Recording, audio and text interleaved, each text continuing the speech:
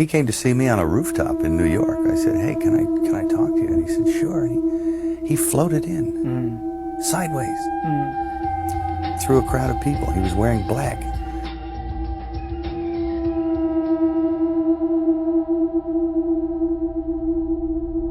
And it was like one of those old vampire movies where they don't walk, but they glide. And he was a dancer, you know, so he has he's very, you know, graceful. Yeah. And he moved sideways, and he just sat down in a chair next to me. And it kind of frightened me.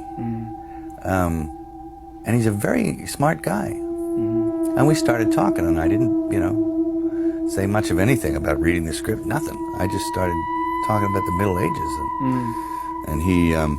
And he began to talk tortures. And we swapped tortures, because I'd read this book on torture.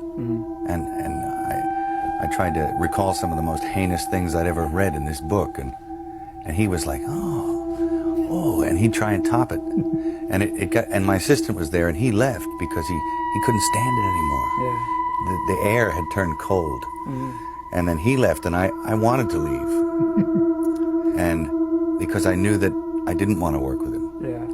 And he was getting scary. Yeah. And then I turned around, and it was on top of the Peninsula Hotel. I turned around to avoid his steady gaze at one point. Yeah. And I was looking at a building with the top of the sixes on it. So there was a huge illuminated triple six in red. Yeah. And I went from that to that to that, and he started smiling. And I thought, oh no, Chris Walken is the Antichrist.